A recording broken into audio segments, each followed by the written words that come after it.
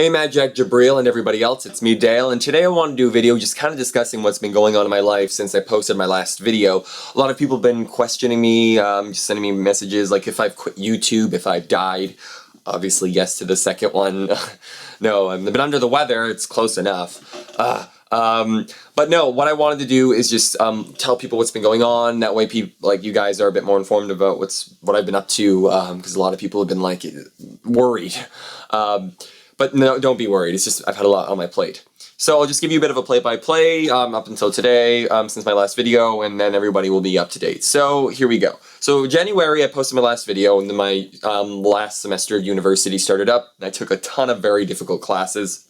Excuse me, ranging from ones that are higher level classes over human evolution and biology, to classes over current affairs in China, or the history of China, which was a huge class. Very informative, a lot of work, and then I got invited to do a higher level English course. I didn't meet the prerequisites, but I was invited because the professor saw some of my videos on YouTube and thought that would be really cool if I was involved. That was a very difficult class. I'm not an English major, and I'm a junior, and everybody in the class was a senior and English major. So it was a lot of like just trying to keep up with the crowd, but I did very well. I got an A in the class, which was mind-blowing, and I did a huge paper at the end over a particular book, and I'll talk more about that a little later. A lot of fun. Very difficult classes. I did that on top of forming a club at my university that involved video editing, and basically it was a club that focused around kind of like video in the modern era, in the sense that like getting involved in YouTube, Vine, other platforms. I'm teaching people video editing, getting people getting their hands on actual material like cameras and computers to edit on, and then teaching them about promotion on YouTube, along with a few other things. So I thought that would be important, and we started getting that worked up, and that was a lot of work. I'm president, so yeah, that's a lot of work. And then I been working on my latest video. So I've been actually working on the video that I'm working on now, same one since January, and it's been a lot of work, and it's going to be a huge, it might be a huge, I'm still working on it, but it's going to be very detail oriented, and what I want to use it for is to give people an opportunity to like look back on it and through future videos, because I want to use it to springboard into other topics. And I wanted to make it very detail oriented, but also give people the opportunity to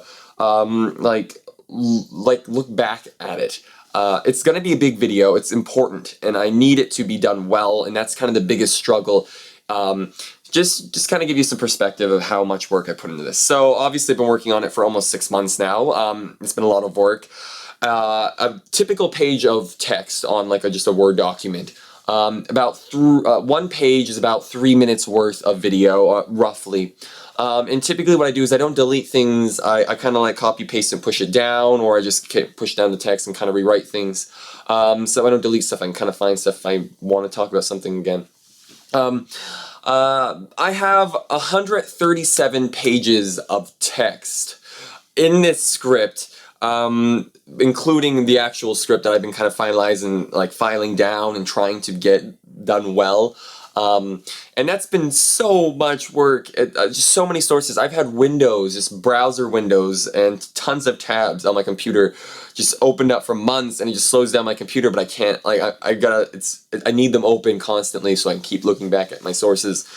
It's been a very mind, numbing in the sense that it's just, I have so much I'm trying to consider, and I've had days where I gotta stop doing it.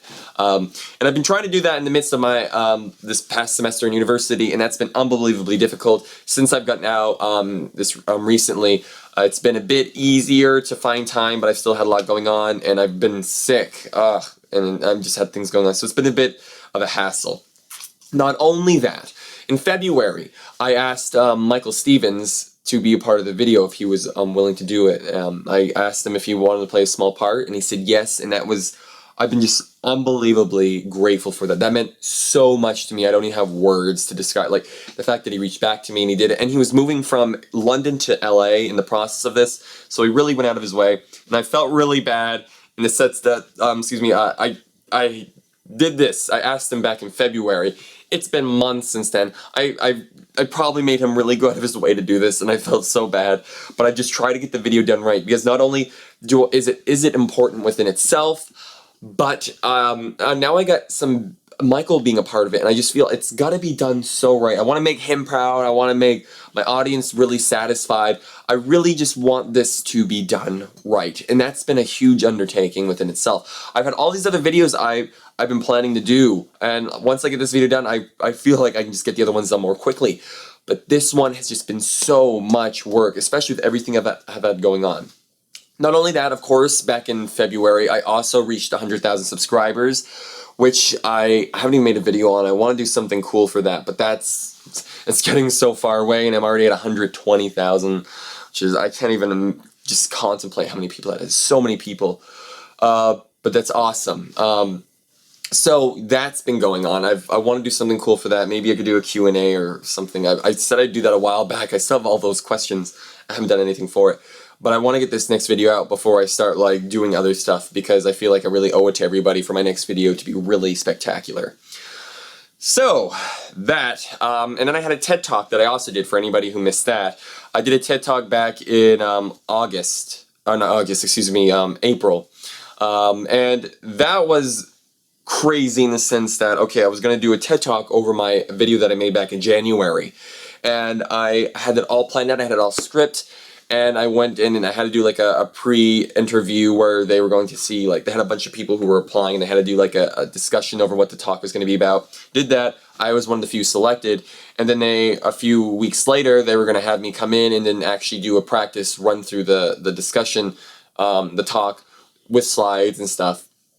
And because I had so much going on, I was a little bit underprepared. But because of that they ended up stopping me, and it was probably a good thing I didn't put as much time in it, because they wanted the talk to be more about me, and that was something I was a little hesitant about to begin with. Because the talk that I was making, which was over Type 1 civilizations, and I was going to switch it up and add a few more elements to it. It was very specific, and it wasn't really something I was necessarily involved in within itself. It's just something that I knew I was learning a lot about, and I wanted to kind of give to people. But they didn't want the TED Talks to be kind of like, they wanted to be more about what you as the individual is contributing to what you're discussing, and how you've been involved in this. So they ended up asking me to change my talk 3 days before I actually had to present it. And they wanted me to do it more about my YouTube channel, because they thought that would be more interesting to the audience in a general sense, because they're going to have all these different people there. Not everybody's necessarily interested in the Type 1 civilization stuff, but they felt more people would be interested in just kind of like a broad overview of what I'm doing and what I'm involved in. They had an overall theme that they wanted all the talks to cover, and that was interconnectedness. So they thought it'd be, I could kind of more hit home with that by discussing my YouTube channel and discussing online education and what I do. So I felt very uncomfortable to begin from the beginning, because I felt like it was just a massive thing of self-promotion, and I didn't really like that. I didn't want to do that, because I didn't want to make it about me. I wanted to make it about what I'm talking about. But they felt that would make for a better talk, and that's what I ended up doing. So I did that, and what's crazy about that TED Talk is almost all of it I won. Believe it or not, I had the slides, and I had a general idea what I wanted to talk about, but a large part of that I just did on the spot. I'm much more comfortable with that, believe it or not. I feel like I wouldn't just wing something, but if I have a general idea, I'd rather just talk about things without being fully scripted, because when I'm scripted, I'm constantly trying to go back and discuss something if I forgot about it. But if I have a general idea, I tend to flow much easier. The way I talk is much more it's more consistent, I guess you could say. I'm not even probably thinking the right words. But yeah. Large part of that I want. Don't wing a TED Talk if you ever get the opportunity. Plan that crap out, because I did it, but I would never recommend that to somebody, because that was unbelievably stressful. There was some parts where there was laughs. I had no intention of adding jokes in that at all. But I did, because it just kind of happens naturally, the way I present like that. When I get an audience to feed off of, that really helps, because I used to be in plays, I used to do acting in high school, so I loved funny characters, so I'm very used to kind of like feeding off the audience and trying to build humor.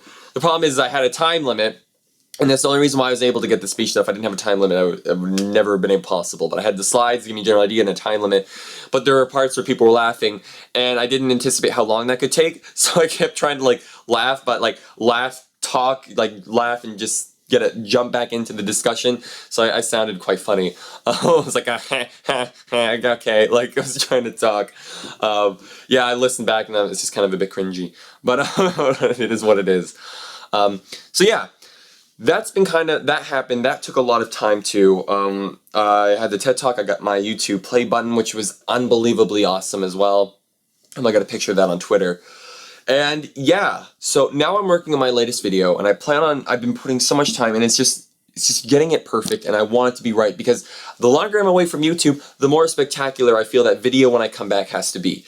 I recognize that I'm probably not going to get as much of my audience coming back to view it. That's kind of the crappy part about when you spend time away from YouTube, and the algorithm doesn't play to your doesn't benefit you as much. But I don't really care, I guess. Like, YouTube to me is not about getting famous. It's not about the algorithm. It's not about any of that. It's about you guys. It's about the discussions, and that's what I love the most. I love trying to get people thinking about something in a different way, and then getting different perspectives on that, talking to people about that. I don't care about the YouTube money. It's nice. It's nice, and I'd love to be able to make this YouTube channel like a career, but that's not why I do it. I don't do it for any of that other stuff. I do it because I authentically and genuinely love my audience. I love the people who are part of this community, and that's why I do it. And I don't want to get sucked up into this. I'm making videos simply because I'm trying to get the algorithm to work with me, or I just want people to remember me. No. If people are authentically interested, they'll look me up, they'll find me. I mean, I understand the algorithm kind of is crappy, and not everybody gets the videos I make in their subscription box. It's still a bit of a mess. But I still don't feel I ever want to get to a point that I'm making videos simply because I feel I have to. I feel like and then under a number of different reasons, whether it's for money, whether it's for anything, I don't want to get to that point, because once I do, I feel like that creative spark starts fading. I think they're like, I don't have a problem with like videos, like if sponsorships, I feel that's something different, but when you are making videos simply because you want the algorithm to work in your favor, you want certain things to work in your favor, and you're not making videos strictly for your audience and for audience sake, like, at least for me, I can't say for everybody, but for me, that's exhausting. That is very tiring, and it just makes it not fun. So you guys make it fun. I'm so thankful I've been able to gather an audience and meet a bunch of great people, whether it be other YouTube creators or just people who love using YouTube as a means to learn and to talk to people. That's why I'm involved with my audience too, as much as I can. Obviously, it's very hard nowadays considering how many people there are, but I love leaving comments with people and talking to people on my YouTube channel. And having authentic intellectual discussions, not being like, oh, that's cool, thanks, but actually talking to people. That's why I do this. That's why I love this, because I'll tell you, you learn so much more when you have that exchange. I'm not here to just teach people. People teach me, people discuss things with me.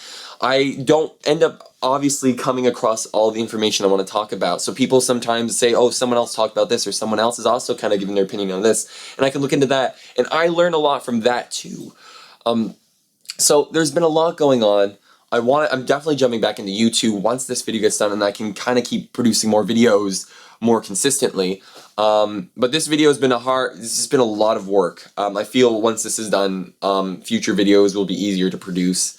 And especially when I'm out of university. Once I graduate, hopefully in 2017, I might take another semester to do a few more classes depending on how things are looking. Especially since I'm considering minoring in English, so it depends on how that works out. But once I'm done that, I'm gonna probably get a part-time job and try to do this full-time and see how that works. It all depends on how things are looking. I'm very thankful. I have an awesome family that's very supportive with what I'm doing here, especially my father, so I'm very thankful for that. And yeah, so that's been what's up. Just kind of a recap. January, university started up, got my last video done. Very hard classes, February rolled around, still working on the video, asked Michael to be a part of it, also did an audition for a TED Talk, and I'm working on a club during that time too. Later on, the video is still hard, classes are getting more work, I end up having to do a paper at the end of the semester over that English course. That was really cool within itself. It was a huge 10-page paper over a book called The Italian, and The Italian is it's by Anne Radcliffe. Great story. I would recommend it to people if you've ever read it. It's pretty neat. It's like a precursor to The Noble Outlaw, one of the main villains of the story. His name's Schedoni. Really cool. I did an analysis looking at the language within itself. A lot of people when they typically do an analysis of books like this, they look at the plot. They look at things ways it's presented, just like a lot of like characters, they compare it to things. I want to look specifically at the language and how reading it in through a context of how the language would have been understood through that time period. For instance, like terms change, words change, their definitions over time. So I had a historical dictionary, and I looked at particular word usage, the amount of times a particular word was used, and what it meant back during that time. Really cool. I passed it in, and my professor said it could potentially be published. That's crazy. I was a kid who really didn't care for English that much in middle and high school, but now that I've really been able to understand how relevant it is to what I do and how I've been able to use it to kind of better understand my own interests, it's something I've come to really appreciate a lot more in more recent times. So, I've had a lot going on. That's that. And I plan on getting my next video out as soon as possible. I keep telling people, I give dates, and everybody's probably like let down, and this is a lot of work. Especially the hardest part about it is I have to film myself. Like right now, I'm just kind of like talking off the cuff. I have no script. I'm just talking. But when I gotta do that video, it takes an hour, 2 hours to film myself because I gotta talk through everything. And if I mess up, sometimes I don't catch it, and I get an editing thing, and I kind of come back over here and then film myself saying it. So it's a bit of work, and I've been anticipating to put some time off to the side for that, but it's just been difficult, especially with the script writing process. That's been the hardest part of all of this. So yeah, that's what's been going on. At some point, I would like to do something special for the 100,000 subscriber achievement that this channel has gotten. That's unbelievable. And yeah, so with all that said, my name's Dale. I'm pretty sure I'll see Matt next week. You guys will too, hopefully, chime in. And yeah, that's been what's up. And yeah, I don't know what else to say, so I'll leave it at that. Thank you very much for watching, and I hope to catch you around on ThinkFact when I post my next video. And I'll see you the next time I make one of these videos on everything else. So have a good one, everybody. Hopefully I start feeling better, because I can't film until I sound a little more clear. So take care again, and have a good one, everybody. Bye. Take care.